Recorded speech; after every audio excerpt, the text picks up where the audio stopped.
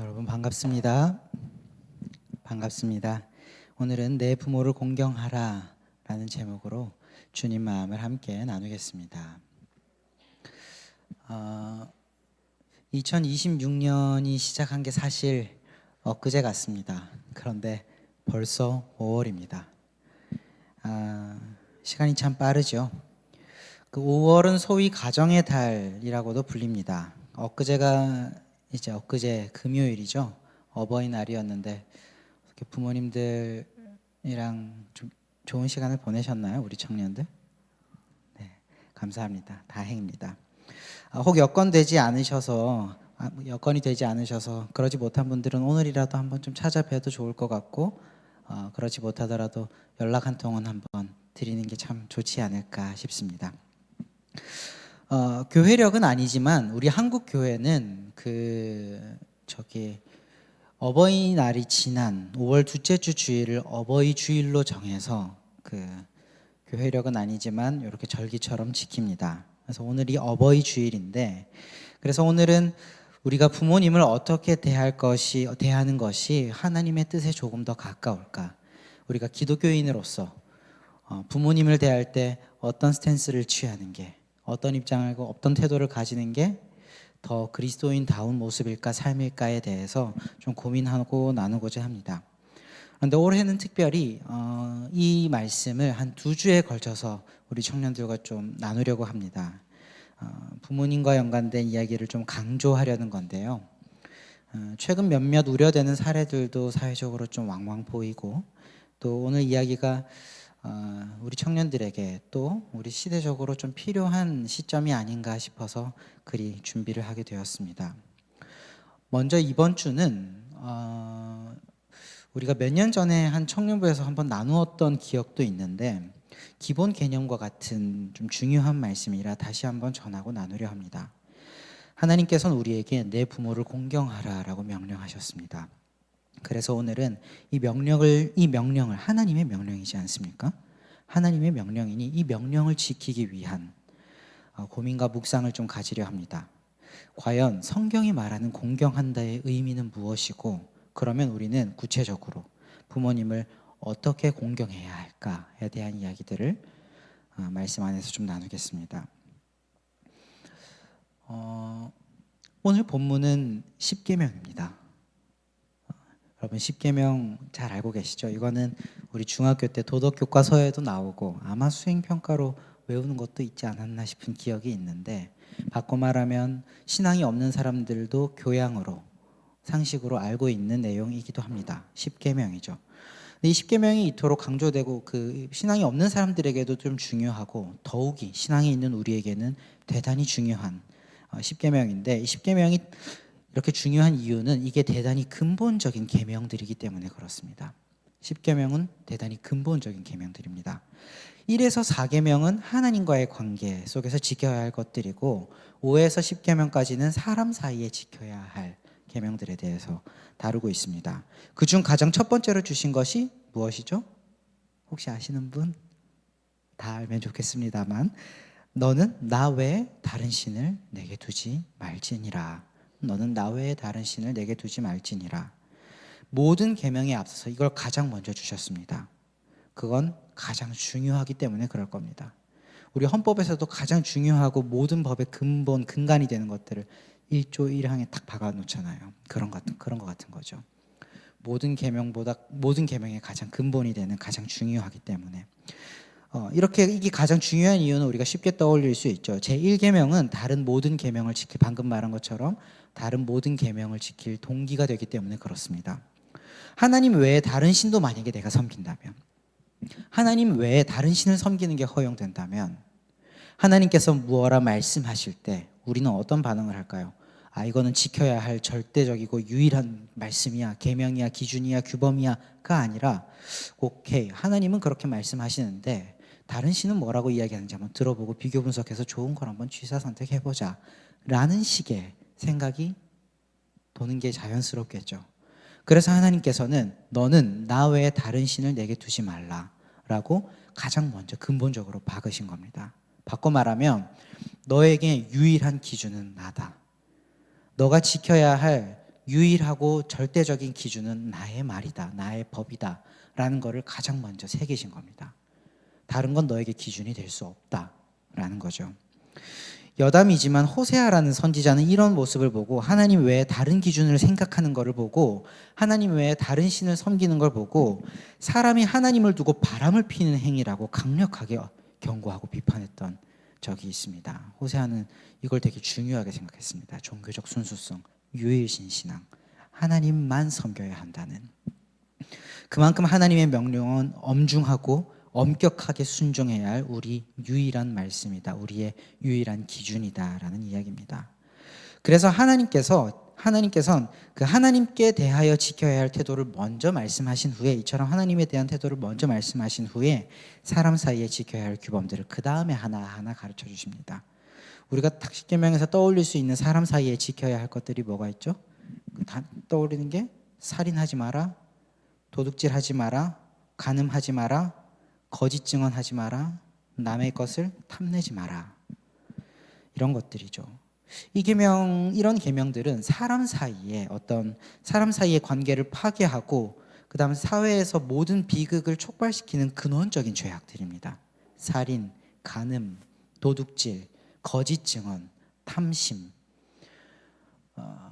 이런 것들은 맞죠, 그렇죠. 근원적인 죄악들이죠. 모든 것들을 촉발시키는 모든 악들을, 소위 인간이라면 절대 하지 말아야 할 것들입니다. 어떤 이유로도 정당화될 수 없기에 여지없이 지켜야 할 명령들입니다. 그런데 우리가 오늘 주목하려고 하는 부분은 이 중요한 계명들을 주시면서, 이게 중요하면 조금 순서가 앞으로 나올 법도 한데 사람 사이에 지켜야 할 이 5가지 중요한 계명들보다 먼저 주신 게 있다는 겁니다. 사람 사이에 지켜야 할, 무려 살인하지 말라보다 앞서서 지켜야 할 것이 있었던 겁니다. 그게 뭐냐 하면 제5계명, 살인하지 말라부터가 6계명부터 시작이거든요. 제5계명의 무엇이죠? 내 부모를 공경하라. 하나님께서는 부모를 공경하는 일을 이 살인하지 말라는 계명보다 먼저 주셨습니다. 그 중요성이 좀 느껴지시나요? 심지어 다른 모든 계명은 이렇게 해라, 이렇게 하지 마라라고 하는 당위만 제시하시는데 이 5계명만큼은 너희가 만약에 이 계명을 지킨다면 내가 너에게 준 땅에서 내 생명이 길 것이다 라고 하는 보상도 함께 약속하셨습니다. 그래서 사도 바울은 이 5번째 계명을 두고 약속이 있는 첫 계명이다 라고 이야기를 한 겁니다.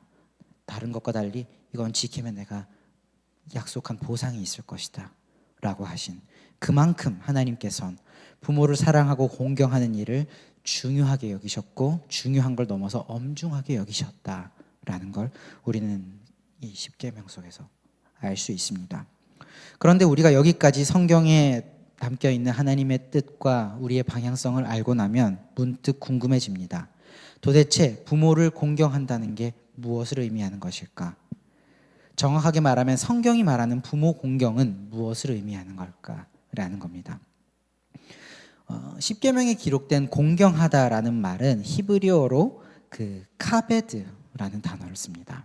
이 카베드라는 말은 무게, 영광, 무겁다라는 뜻을 다 가진 단어입니다. 무게, 영광, 무겁다. 말 그대로 중요하게, 그러니까 5계명을 그 문자 그대로 번역하면 그렇죠. 내 어머니와 아버지를 무겁게 여겨라. 말 그대로 중요하게, 무겁게 여기라는 겁니다. 이는 부모님을 우선순위에 두라는 얘기죠. 가볍게 생각하지 말라는 겁니다. 관용적으로는 부모님 앞에서, 이 카베드라는 말은 관용적으로는 부모님 앞에서 예를 갖추고 섬겨라 라는 일반적인 뜻도 가지고 있습니다. 그렇습니다. 성경이 말하는, 그래서 이 히브리어 단어 속에 담겨 있는 이 구약 성경이 이야기하는 공경하다라는 말의 의미는 예를 갖추는 것과 섬기는 것 2가지가 다 포함되어 있습니다. 그런데 먼저 예를 갖춘다라는 걸 생각하고 나니, 예를 갖춘다라고 생각하고 나니 우리 머릿속에서 익숙한 이미지 하나가 좀 어색해집니다. 바로 친구 같은 부모님의 모습이거든요.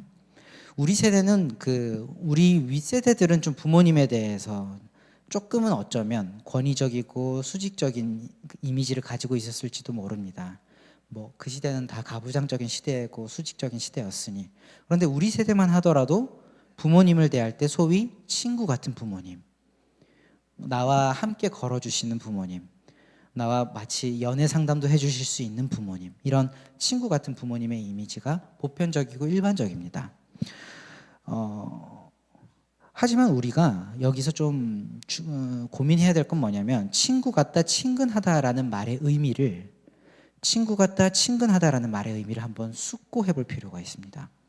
과연 부모님을 친구처럼 대한다는 게, 친구 같은 부모님이라는 게 우리가 그냥 상식적으로 일반적으로 무비판적으로 생각하는, 관성적으로 생각하는 그런 친구 같다라는 개념일까라는 거죠. 요한복음 15장에 보면 예수님께서도 우리에게 이렇게 말씀하셨거든요. 내가 너희를 친구라 하였다. 예수님께서도 무려 우리에게 내가 너희를 친구라 하였다 라고 말씀하셨습니다. 요 앞뒤 말씀을 함께 읽어보겠습니다. 15장 15절인데요. 제가 읽어볼 테니 눈으로 한번 따라와 주세요. 이제부터 너희를 종이라 하지 아니하리니 종은 주인이 하는 것을 알지 못함이라. 너희를 친구라 하였노니 내가 너희를 친구라 하였노니 내가 아버지께 들은 것을 다 너희에게 알게 하였음이니라. 내가 아버지께 들은 것을 다 너희에게 알게 하였음이니라. 예수님께서 우리 보고 친구라고 이야기해 주시는데 이렇게 이야기를 하신 거죠.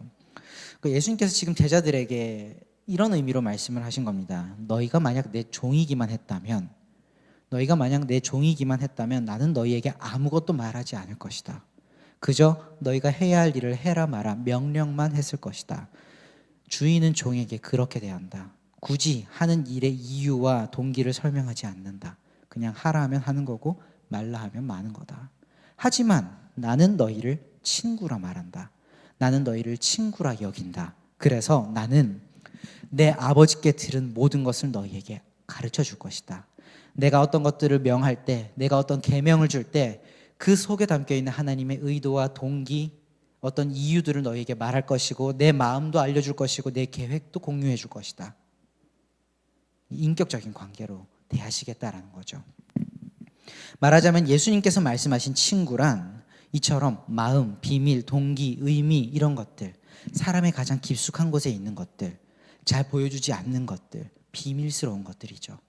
예수님께서 말씀하신 친구의 의미는 비밀을 공유하는 관계를 의미합니다. 허물없이 솔직하고 투명한 소통이 친근함의 특징이란 얘기입니다. 주님께서 말씀하신 치고받고 싸우고 서슴지 않고 무례한 말을 나누는 관계를 말씀하신 게 아니라는 얘기입니다. 우리는 그래서 이 친근하다, 친구 같다라는 말의 의미를 오해해서는 안 됩니다. 주님께 버릇없이 말한다고 될 일이 아니라는 얘기죠. 그런 의도로 말씀하신 게 아닙니다. 이런 원리에 비추어 본다면 부모님께 감정을 여과 없이 드러내는 일, 부모님의 말을 자르는 일, 부모님께 내 의견을 일방적으로 고집하는 일, 이런 것들은 친근함의 표현이 아니라 사실 그냥 버릇이 없는 겁니다. 부모님을 친근하게 대하는 것도 공경하는 것도 아닙니다. 가령 기분 좋지 않음을 부모님께 정중하게 말씀드리는 것과 짜증을 내는 건 완전히 다르지 않겠습니까? 오늘 말씀 앞에서 한번 고민해 보시기 바랍니다. 지금까지 부모님을 대했던 나의 태도에 대해서 조금 회개하고 성찰하는 마음으로 오늘 말씀 앞에서 다시 한번 돌아봤으면 좋겠습니다. 우리는 부모님을 대할 때 친근한 가운데 예의를 갖추는 태도를 놓쳐서는 안 됩니다. 부모님은 우리가 공경해야 할 대상이고 예의를 갖추어야 할 분들이십니다. 이것이 부모 공경의 기본입니다. 그런데 앞서 말씀드렸듯이 공경한다는 것은 예를 갖춘다는 것을 넘어서 이것뿐 아니라 섬기는 것까지도 포함합니다. 성경이 말하는 부모를 공경한다라고 했을 때 이 공경한다는 말의 의미는 예를 갖추는 걸 넘어서 섬기는 것을 포함합니다. 내적인 태도 설정을 넘어서 구체적인 실천으로 이어져야 한다라는 이야기입니다. 마가복음 7장이랑 마태복음 15장에 동일한 본문이 나오는데 예수님께서 이런 이야기를 하십니다. 유대인들의 고르반이라고 하는 전통을 책망하시는 내용인데 그 일부의 내용을 제가 쉬운 번역으로 한번 읽어드리겠습니다. 예수님께서 이렇게 말씀하셨습니다. 모세는 내 부모를 공경하라 하였고 또 부모를 저주하는 사람은 반드시 죽여야 한다고 엄히 말했다. 그런데 너희는 부모에게 드려야 할 것을 고르반 곧 하나님께 예물로 드렸습니다 하고 말하기만 하면 그만이라고 하여 부모에게 아무것도 해줄 필요가 없다고 가르친다. 너희는 그런 전통으로 하나님의 말씀을 헛되게 하고였으니 이 밖에 그와 같은 짓들을 너희가 많이 하고 있다. 고르반이란 제도라는 게 있었는데 이제 고르반이라는 건 히브리어거든요. 이 고르반이라고 하는 제도가 유대 사회 안에 있었는데 그 성경에서 명한 건 아닙니다. 유대인들이 율법을 더 잘 지키기 위해서 부수적으로 만들어낸 어떤 제도입니다. 그런데 이런 제도가 있었는데 이게 어떤 거냐면 어떤 사람이 자신의 재산이나 소유를 이건 하나님께 드릴 것입니다. 하나님께 드린 것입니다라고 선언을 하면 예를 들어서 내 재산의 한 30% 정도를 딱 정해서 이것은 하나님께 드린 것입니다라고 선언을 하면 이거는 종교적으로 그 재산은 종교적으로 성별된 것으로 간주되었습니다. 그래서 종교적으로 성별되었고 드려진 것이기 때문에 이거에 대해서 이렇게 해라 저렇게 해라고 할 수 있는 타인의 어떤 당위부여라든지 어떤 간섭이 전혀 불가능해지는 그런 상황이 되는 거죠. 딱 그 디펜스를 치게 되는 거죠. 영역을 딱 정하게 되는 겁니다. 그런데 문제는 이 제도가 좋게 활용된다면 하나님께 드리는 것들을 딱 성별하고 예를 들면 우린 그런 거죠. 11조를 드려야 할 때 월급 딱 들어오면 10분의 1을 먼저 딱 떼놓고 이거는 절대 건드리면 안 돼. 11조 드릴 거야 하고 떼놓는 거죠. 그러면 이제 가급적이면 이제 거기에서는 이제 손대지 않으려고 애쓰고 잘 지키려고 하잖아요. 아마 이런 게 아니었을까 싶습니다. 처음에 취지는 좋았겠죠. 그렇게 딱 성별해 놓은 분량을 딱 만드는 건데 문제는 이 제도가 부모 부양의 책임을 회피하는 수단으로 편법적으로 악용됐더라는 겁니다. 그 당시 사회 안에서. 가령 이 재산은 하나님께 드리기로 작정했으니 지금 이것은 하나님께 드리기로 구별된 것입니다라는 선언이 이런 의미로 쓰이는 거죠. 가령 이 재산은 하나님께 드리기로 작정했으니 부모를 위해 사용할 것이 남아있지 않습니다. 부모님, 당신께 드릴 것이 남아있지 않습니다. 라는 의미와 일맥상통한 표현으로 사용되었다는 겁니다. 말하자면 부모 부양의 책임을 회피하는 수단으로 말 그대로 편법적으로 악용이 되고 있었던 거죠. 이 제도가. 예수님께서는 이런 행태를 보시면서 이것은 너희가 하는 그 제도는 너희가 하는 그 행태는 하나님을 위한다는 말로 내 부모를 공경하라는 하나님의 명령을 오히려 어기는 훼손시키는 악한 모습이다라고 강력하게 책망하시는 겁니다. 지금 마가복음 7장과 마태복음 15장의 예수님의 비판이 그런 것들입니다. 이 자세한 내용은 제가 오늘 주보에 그 글로 써놨으니 한번 돌아가셔서 읽고 한번 더 묵상해 보시면 좋을 것 같습니다. 아무쪼록 이와 같은 이야기들은 말과 태도뿐 아니라 물질적이고 실질적인 도움으로 부모님을 섬기는 일이 부모를 공경하라는 그 계명 안에 분명히 포함되어 있음을 또한 암묵적으로 가르쳐 주시는 말씀이기도 합니다. 고르반해서 섬길 게 없다 하고 부모 공경을 안 하니 그건 너희가 부모님을 공경하는 것을 어기는 일이다라는 거는 부모님을 부양해야 할 책임 다 하는 것까지 부모님께 물질적인 헌신을 드리는 것까지 부모 공경이라고 하는 계명 안에 포함되어 있다는 예수님의 의도가 담겨 있는 거죠. 이 점에서 오늘 어버이 주일을 기점으로 하나님 앞에서 부모를 공경할 실질적인 결심들을 우리 청년들이 했으면 좋겠습니다. 부모를 공경하는 것, 예를 갖추는 태도와 구체적인 섬김을 다하는 것이 분명한 하나님의 뜻임을 우리는 알았습니다. 그러면 이제 우리가 해야 할 일은 그 구체적인 섬김의 범위와 방법을 우리 상황에 맞게 정하고 실천하는 겁니다. 일괄적으로 이렇게 하십시오라고 말할 수는 없을 겁니다. 우리가 처한 상황이 저마다 다 다르니까. 그러나 각자 처한 상황과 어떤 맥락 속에서 우리가 실천하는 이 구체적인 방향이 나왔지 않습니까? 부모님께 예를 갖추고 부모님을 섬긴다라고 하는, 그러면 우리가 구체적으로 어떤 실천을 해야 할지는 우리가 묵상하고 고민하고 결단할 수 있습니다. 자세한 실천 사항은 우리 셀 모임 오늘 통해서 그리고 개인 경건 생활을 통해서 좀 고민하고 결단하고 그러셨으면 좋겠습니다. 다만 지금은 이해를 돕기 위해서 한 2가지 정도만 단적인 예를 한번 들어보겠습니다. 예로 드는 것들인데 한 2가지 정도. 첫 번째로는 부모님을 우리가 시간으로 섬길 수 있을 겁니다. 또 2번째는 부모님을 일반적이죠. 물질로도 섬길 수 있을 겁니다. 먼저 시간으로 섬기는 걸 우리가 예를 한번 들어봤으면 좋겠습니다. 부모님을 시간으로 섬긴다는 게 어떤 걸까요? 말 그대로 부모님께 시간을 쓰는 겁니다. 여러분 인생 바쁜 것 너무 잘 압니다. 우리 인생이 당장 내 삶을 개척해 나가는 게 바쁜 것도 사실입니다만 사실 우리가 조금만 시선을 돌려서 조금만 역사적인 사고를 가지고 이 과거부터 현재를 아우르는 그런 관점을 가지고 생각을 해볼 수 있다면, 부모님께서 자기 인생의 수십 년을 나를 위해 쓰셨다는 걸 우리는 기억할 수 있습니다. 그러면 그걸 기억한다면 지금 내가 부모님께 쓰는 4시간 조금 쪼개서 드리는 그거 하루 이틀은 그게 아까워서는 안 되지 않겠습니까? 시간 내어 찾아뵙거나 부모님께서 처리하시기 어려운 일들이 있을 때 내가 시간 내서 처리해드리는 일로 우리 부모님들을 섬길 수 있습니다. 우리가 거기에 인색하지 않았으면 좋겠습니다. 다음으로 물질로 섬기는 것입니다. 예수님께서는 고르반 전통을 책망하셨던 걸 우리가 기억합니다. 그러면 우리가 그 예수님의 책망의 말씀 속에서 조금 힌트를 얻을 수 있는 것 중에 하나가 바로 부모님께 정기적인 용돈을 한번 드리는 것도 우리는 생각해 볼 수 있을 겁니다. 물론 구체적인 범위와 분량에 대해서는 각자의 몫입니다만, 하지만 적은 금액이라도 꾸준하고 정기적으로 부모님께 드림이 마치 하나님께 헌금을 하듯이 부모님께 그리 드리는 것이 어떨까 한번 제안을 해봅니다. 근데 조금 의아할 수 있겠지만 이거는 우리 대학생들에게도 해당되는 이야기입니다. 우리 대학생들에게도 아마 되게 알바를 한 번씩 해본 경험이 있을 거고 되게 하고 있는 걸로 알고 있는데, 알바비의 5%든 10%든 떼어서 들어올 때마다 부모님께 함께 용돈으로 드려보는 게 어떨까 싶습니다. 금액 자체는 그리 크지 않을 겁니다. 그리고 대학생들 같은 경우는 경제적인 수준을 생각할 때는 부모님이 압도적으로 그 규모가 크시겠죠. 그러니 사실 우리 대학생들이 드리는 용돈이 뭐 부모님께 큰 의미가 있겠습니까? 금액적으로. 그러나 대개 또 부모님들 그런 거 하지 않아도 된다고 이야기하실지도 모르죠. 그러나 우리가 드리려는 건 적은 금액이 아니라 우리의 마음이지 않습니까?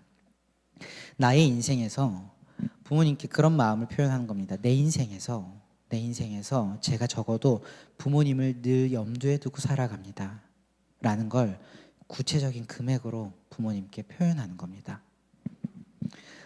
그 마음을 표현하는 하나의 방식인 셈이죠. 뭐 그 매달 드리는 용돈이 3만 원이 되든 5만 원이 되든 괜찮을 것 같습니다. 부모님 한 달에 한 번 정도는 그래도 맛있는 커피 한 잔 드시라고, 어머니 아버지 같이 식사 함께 하시라고, 그 정도 대학생들이라도 드릴 수 있을 것 같습니다. 그렇게 한번 도전해 봅니다. 말씀을 맺겠습니다. 오늘 가정의 달 그리고 어버이 주일을 맞이하여서 내 부모를 공경하라라는 이 계명이 얼마나 엄중한 명령이었는지, 또 공경한다는 것이 무엇이었는지, 그리고 우리 일상에서 어떻게 공경을 실천할 것인지에 대해서 좀 순서대로 나눠봤습니다. 오늘 나눈 그리고 방금 이야기했던 어떤 실천과 적용들은 단적인 예시일 뿐입니다. 우리 각자의 삶의 자리에서 훨씬 더 다양하고 좋은 실천들이 있을 거라 생각합니다. 여러분들이 여러분의 상황과 맥락에 맞는 가장 좋은 방법으로 부모님을 공경하셨으면 좋겠습니다. 그리고 그 부모 공경을 신앙생활로 일평생 지키시기를 강권합니다. 다만 중요한 것은 행함이 없는 믿음은 죽은 것이라는 이 진리를 우리가 마음에 새기고, 부모님을 공경하라는 하나님의 뜻을 나와 부모님의 관계 속에서 어떻게 실현해낼지 깊이 묵상하고, 방금 말했던 것처럼 실천하고 일평생 지켜내는 우리 한 주, 우리 청년들 되시기를 간절히 축복하고 기원합니다. 기도하겠습니다. 하나님 아버지, 내 부모를 공경하라는 주님의 계명이 얼마나 엄중하고 중요한 말씀인지 가르쳐 주셔서 감사합니다. 내 삶을 가꾸기에 급급해서 우리와 맺어주신 부모님의 삶을 돌보지 못하는 어리석음을 범하지 않도록 우리에게 세월을 계수한 지혜를 허락해 주시기를 원합니다. 하나님께서 명하신 일이니 사활을 걸고 결단하고 순종하는 믿음 또한 허락해 주시길 원합니다. 주님의 말씀대로 살아갈 때에 나의 삶과 우리의 가정이 복될 것을 믿습니다.